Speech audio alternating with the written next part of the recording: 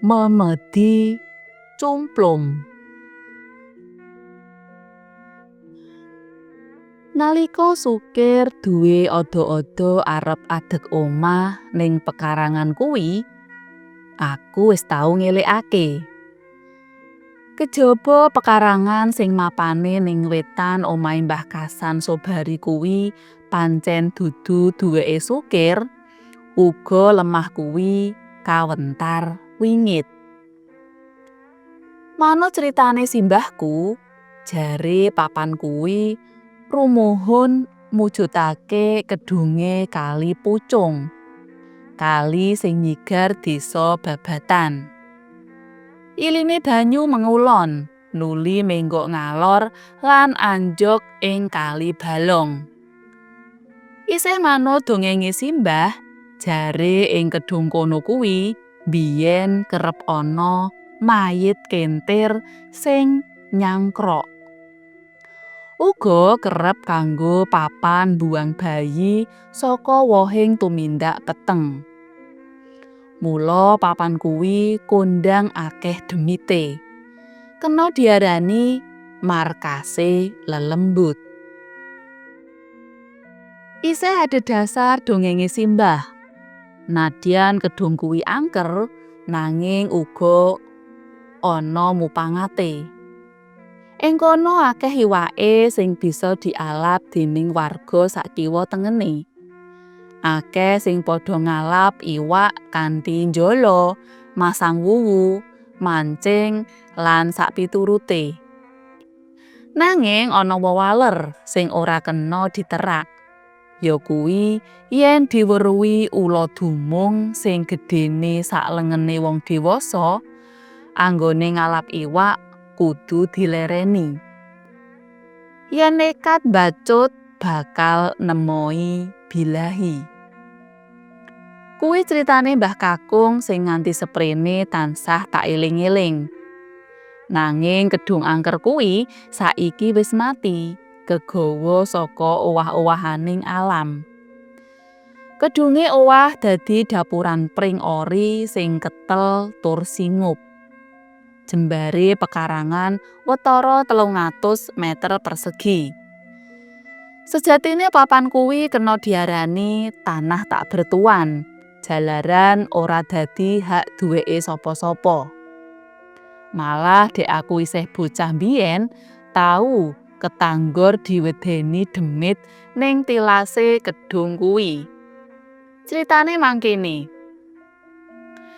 Nalika semono aku lagi umur 12 taun. Ing wengi padang bulan aku sak kanca padha dolanan delikan. Anggonku ndelik mlebu menyang wewengkon pekarangan tilas kedung kuwi. Pamriye supaya ora bisa ditemokake dening sing lagi goleki. Nanging kocapa bareng mlebu pekarangan kono, aku diweruhi wewujudan sing nggegirisi. Yakuwi bleger menganggo sandangan sarwa ireng, rambute reyap-reyap, tur raine rupa cumplung utawa tengkorak. Aku wel-welan deprok ora bisa ngadeg. Cangkem krasa kaku ora bisa kanggo bengok. Wewujudan mau ngereng. Saka rumangsaku dheweke ngangkat awakku banjur diuncalake nganti tiba ning jaban pager. Aku semaput. Weruh-weruh wis ning dhuwur lincak lan dirubung wong akeh. Ujare kanca-kancaku delikan, aku ditemokake kanthi kahanan ora sadar. Mula banjur digotong mulih. Uga tau ana lelakon gegirisi sing nemahi Kadar, warga desa Babatan. Watara jam 10 bengi Kadar krungu swara gamelan ngungkung. Arahe saka desaku. Kaya candrane wong kena gendam, Kadar marani swara gamelan mau ijen tanpa ruang. Tekan sawijining omah gedhe, ing kono lagi ana tontonan wayang kulit. Nanging saebo kagete, Kadar bareng mlebu omah gedhe jebul sing nonton wis akeh banget. Kabeh bleger menungsa, nanging raine rupa cumplung. Kadar mlayu gundam-gundam banjur tiba semaput. Isih akeh maneh critane wong diwedeni demit sing wujud wedon.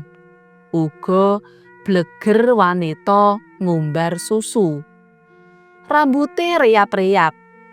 Wong-wong kono ngarani memedi wewe gombel. Crita bab pengalamanku tau diwedeni memedi cumplung sarta lelakone Kadar tau tak kandhakake marang Sukir. Karepku supaya dheweke murungake sediane adeg omah ning pekarangan tilas Kedung Kalimati kuwi. Nanging Sukir ora ngrewes, malah sumaur cengengesan jarene aku iki kolot. Jaman kaya ngene kok isih percaya karo lelembut. Halah, Pakde, mbok aja ngaya-wara. Iki jaman maju. Demite wis padha pensiun. Dadi ora perlu wedi-wedi. Karo maneh lemah tilas Kedung kuwi ra eman-eman yen ora ditanjakake. Wong lemah kuwi gandeng karo pekarangane bapakku. Dadi yen tak gunakake rak ya wis trep. Sumaure Sukir nalika kuwi. Nalika Sukir miwiti mbabati dapuran pring lan ngrata lemahe, ana lelakon sing nyolowadi. Wong-wong sing disambat nyambut gawe dumadakan padha pating brengok merga weruh ula sak lengene wong dewasa gedhene. Rupane ireng janges metu saka dapuran pring sing rubuh ngalih menyang dapuran pring liyane terus ilang musna tanpa tilas. Mbah Ahmad, sesepuh desa banjur nuturi Sukir. "Le, Sukir, wurungna wae anggonmu bakal adeg omah ning lemah iki. Mengko mundhak ora becik kedadeane. Sumurupa ngger, ula ireng sing ngaton sak klebatan mau ora liya Mbah Ula Dumung sing mbau reksa tilas Kedung kuwi. Metune ula dumung mau sejatine ngelikake supaya kowe ora mbacutake anggonmu yasa omah ning lemah sangar iki. Anggonku tutur iki amung saka gedene pangemanku marang kowe." Sukir mewangsulan cekak sajak nyepelekake. "Mbah, aku ora butuh wejanganmu. Aku mung butuh gawe omah." Sidane papan kuwi wis dadi lemah rata. Pirang-pirang dapuran pring ori rubuh dibabat tuntas tanpa tilas. Sukir nuli pasang pondasi. Jembare bangunane wae wetara 250 meter persegi. Yen wis madeg dadi omah mestine ya gedhe tenan. Aku lan kabeh warga padha gumun. Ing atase Sukir kuwi dudu wong sugih dhuwit, kathik wani gawe lakaran omah semono jembare kuwi bondo saka ngendi. Atiku dikebaki tandha pitakon. Bareng omah wis meh dadi, Sukir ngaku menawa sing nduwiti gawe omah mau dudu duwite dheweke, nanging bos pabrik roti ing kutha Solo. Angkahe omah kuwi arep kanggo cabange pabrik roti sing ning Solo. Sukir mungkari nampa dhuwit gedhe dol-dolan pekarangan tilas Kedung. Ngono critane. Nanging akeh warga sing padha tida-tida. Awit saksuwene iki durung tau weruh ana wong sugih sing nonton pekarangan wingit kuwi. Karo maneh, kapan Sukir oleh srawung karo bos roti mau. Sidane omah iku dadi tenan. Katon jegagrak, gagah lan bergas. Omah tembok dipager wesi nrenteng. Ora wetara suwe Sukir banjur nekakake isen-isene omah. Kayata meja, kursi, kasur, lan lemari. Kabeh sarwa leks lan gawe eram sing padha meruhi. Sawise prabotan jangkep, Sukir lan sak anak bojone pindahan ngenggoni omah anyar kuwi.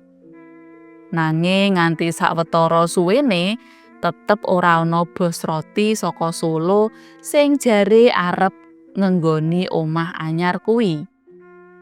Sing ngenggoni ya tetep mung Sukir sak anak bojone. Kocapa nalika Sukir sak batih manggon ning omah anyar wetara 2 sasi ana lelakon sing nyolowadi. Kira-kira jam 10 bengi. Tangga sak kitere omahe Sukir krungu Sukir lan bojone bengok-bengok muni tulung-tulung. Kabeh tangga padha gumruduk mara, klebu aku. Sukir crita, jare durung suwe mau nalika Sukir lan Sarmi mapan turu karo ngeloni anake lanang, ora weruh sangkane ujug-ujug disusul ula gedhene sak lengen. Rupane ireng janges, tleser-tleser ning dhuwur awake Sumi. Sumi ngipatake ula ireng mau karo jerit kamigilan. Ulane mencelat tiba menyang longan, terus ilang tanpa lari. Mula Sarmi lan Sukir terus bengok-bengok undang-undang tanggane. Kabeh sing padha tekan kono klebu aku terus nyekel gebuk lan pentungan, ngoyak sak jembare omah, longan, ngisor meja lan papan-papan sing mbok menawa kanggo ndelik ula kabeh dibringkali. Nanging ula sing digoleki tetep ora ana. Sidane aku lan kabeh tangga banjur mulih. Kedadian iku kober dadi rembug umyek dening warga desa. Dina-dina lumaku anut kodrate. Wong-wong wis ora ngrembug perkarane Sukir lan Sarmi maneh. Sesasi sakwise lelakon kuwi, ing wanci ndungkap bangun esuk sadurunge subuh, ana swara bengok-bengok maneh. Asale saka omahe Sukir. Kaya kedadean di emben kae. Kabeh tangga ya terus gumruduk nekani omahe Sukir. Sarmi crita, jare mentas ditekani wewujudan gegilani. Bleger wong sandangan sarwa ireng, rambute riap-riap lan raine rupa cumplung. Rerupan medeni mau mondong anake lanang Sarmi, dijunjung saka peturon. Bocahe nangis jerit-jerit. Sarmi nglilir karo jerit sakayange. Nekat ngrebut anake saka gendongane memedi cumplung. Sukir terus metu tangi, awit krungu jerite Sarmi. Lan nalika Sukir tangi, saka oleh turu nglempus, memedine wis musna. Tangga-tangga sing ngrungokake critane Sarmi melu keweden. Rada sawetara suwe tangga teparo sing teka ning kono oleh ngumpul ning omahe Sukir. Lagi padha mulih bareng krungu swara adzan subuh. Esuke aku nekani Sukir ning omahe. Tak kandhani supaya dipikir maneh anggone ngenggoni omah ning lemah sangar mau. Nanging Sukir tetep puguh ora maelu rembuku. Malah sumaur sajak nyepelekake. Semune nantang. "Wis, rasah kakean rembug, Pakde. Aku ora wedi lelembut. Bojoku wae sing kakean pikiran. Mula ya ketok-ketoken memedi. Omah iki arep tak dol wae. Arep dituku bosku Solo. Aku ya duwe tameng wong pinter sing mumpuni kok, Pakde. Yen mung perkara demit wae kecil." Ngono sumbare Sukir karo ngacungake jendhike. Hatiku rada perih rasane krungu wangsulane Sukir. Sidane aku mulih kanthi ati cuwa. Wis tak putusake ora arep ngandani Sukir maneh. Jroning atiku ndedonga muga-muga ora ana kedadeyan sing ala maneh. Tetep rahayu sakabèhe. Dina-dina sabanjure ya lumaku kaya padatan. Wong-wong kampung kono wis ora ngrembug perkara memedi cumplung lan ula dumung. Nanging ing sawijining esuk sakwise krungu ngumandangake adzan subuh saka masjid, saka omahe Sukir keprungu swara jerite Sarmi sing njaluk tulung. Wong-wong sak cedhake wis nduga yen mesti ana kedadeyan nyolowadi maneh. Kaya sing wis-wis, tangga-tangga cedhak nuli gumbruduk mara. Saiba kagete bareng nyumurupi Sukir ngatang-ngatang gumletak ning jogan kanthi kahanan tanpa nyawa. Ana tatu tilas cakotan ula ning ketole. Kabeh sing teka kono duweni panduga yen Sukir mati dicakot Mbah Dumung. Ora suwe para petugas sing kawogan teka lan nganakake pepriksan. Ditetepake yen Sukir pancen mati dicathek ula mandi. Saisine omah nuli diopyak, mbok menawa ulane isih ana kono. Nanging nganti tatas anggone nggledah pojok-pojoke omah, ulane tetep ora ketemu. Layone Sukir sidane dikubur ning bumi pemakaman mburi desa. Sarmi ora wani maneh manggoni omah kuwi. Dheweke banjur mulih menyang wong tuwane. Omah anyar ditinggal suwung gambrung ora ana sing ngopeni. Malah ana kabar sumebar sakwise omah kuwi suwung, jarene angger malem Jemuah Kliwon blegere Sukir ning sakitere omah kuwi. Mbok menawa kuwi demite Sukir sing gentayangan. Ngono panemune wong akeh. Rada sawetara taun Sarmi oleh dadi randha. Wekasane omah-omah maneh dipek bojo Joko sing jenenge Yadi. Dene omah tilase Sukir ing sawetara suwe suwung lan angker. Dening warga didadekake bale pertemuan kanggo papan kumpulan. Kanggo ngijoli kapitunane Sukir, para pedunung kono padha urunan dhuwit. Bareng nglumpuk lan dirasa wis murwat, terus diwenehake Sarmi. Ujube kanggo anak sing patutan karo Sukir. Isih ana sawiji perkara sing tetep dadi wadi lan nyolowadi. Yakuwi saka ngendi olehe dhuwit kanggo adeg omah Sukir dek semono.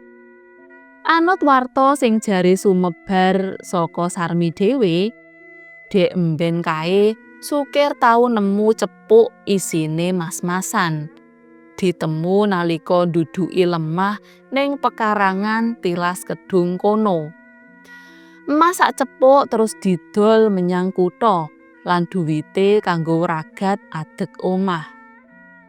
Kuwi kabare ning embuh nyatane. Lah ngambali perkara Yadi sing ngrabi Sarmi, dheweke tau tak takoni semu guyon mangkene. "Di, Kowe kuwi Joko Bagus Bregas. Kok milih ngrabi randha anak siji? Apa pamrih sing pengalaman atur rumah tangga? Ngono apa piye? Apa ana pamrih liyane? Yati mangsuli sing gawe aku dadi ngguyu kemekelen. Mangkene wangsulane. Pancen enggih kok Pakde. Rabi randha niku mesti nyenengake ati. Kejawimpun pengalaman ugi miturut ujare wong pinter nika, jarene Joko ngrabi randha niku boten ngalami kesulitan, malah kepara tansah ngalami kelonggaran. Dasar semprul. Ngono pisuhku ya karo guyon.